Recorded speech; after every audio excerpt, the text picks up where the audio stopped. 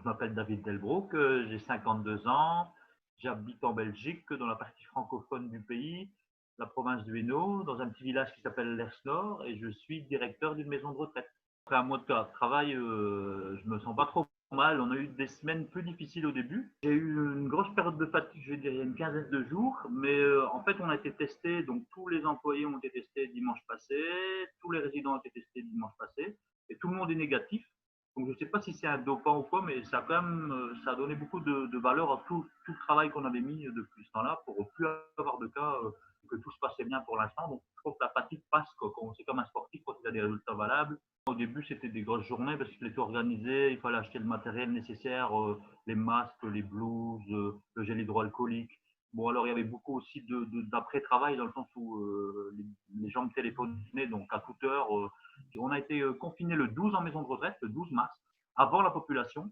Et le 20, on a eu un résident qui a eu le Covid et qui est décédé le 24-25 très vite.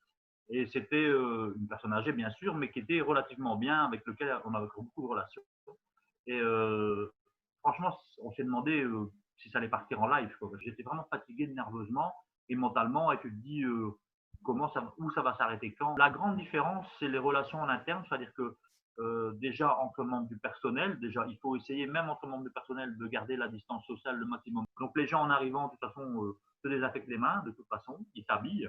Les vêtements de travail, déjà, contrairement à avant, sont lavés tous les jours à 60 degrés. Après, tout le monde, bien sûr, met des masques, ce qui change beaucoup. Et après, chaque fois, ce qui change vraiment beaucoup, beaucoup, c'est la distribution des repas en chambre. Donc, habituellement, les pensionnaires mangent ensemble dans un restaurant. Donc là, maintenant, repas tout en chambre. Ça va du déjeuner au dîner, au souper, au goûter, tout se fait en chambre. Donc, imagine la logistique. Ça veut dire qu'on doit déjà mettre des gants, des masques, et tout. Ça doit se faire vraiment de façon très, très safe.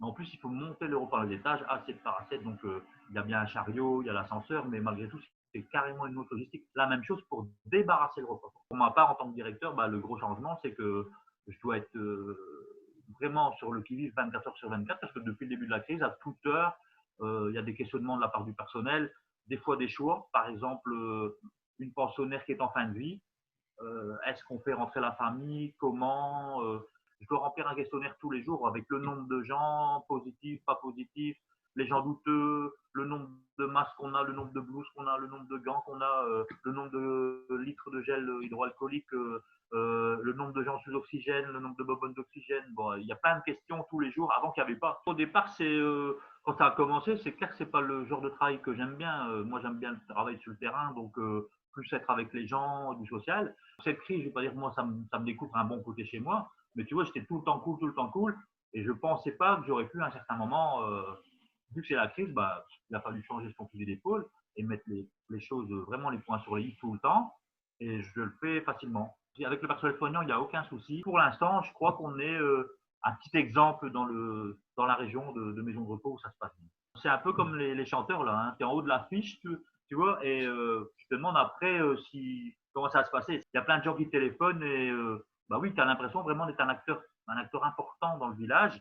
Et c'est clair que les familles, quand ils viennent voir leur personne et il n'est pas rare que l'éducatrice ou l'ergo, ils disent ah la famille d'une telle elle est là, elle voudrait te voir. Mais c'est juste pour me voir quoi. C'est juste pour dire monsieur le directeur bonjour, comment ça va. Non non, voilà, c'est bien quelque part. Le soutien des gens du village, c'est assez énorme. Les enfants du village, tu vois, tu as des dessins, tu reçois des dessins. Allez, ça a l'air d'être rien, mais tu reçois des dessins. Nous, on a de la chance, c'est qu'on a un pouvoir politique local. Hein. Donc le maire et l'adjoint au maire responsable de la maison de repos, ils sont vraiment exceptionnels. Quoi. Ils prennent des nouvelles tout le temps, ils sont venus déposer des paniers avec toutes sortes de trucs, quoi, des œufs de Pâques, des petits jus, des petits cadeaux. J'imaginais pas que ça allait durer autant. La psychose, nous en maison de retraite, j'imaginais que ça allait durer. Notre métier à nous allait changer. Pourquoi? Parce que on a un public cible qui est vraiment des personnes âgées qui ont beaucoup de pathologies. Donc, on savait très bien que nous, on aurait dû prendre des mesures pour un bout de temps, très clair. Mais ce que je n'ai pas vraiment pas mesuré, c'est l'impact sur la vie normale de gens comme nous, qui sommes en bonne santé.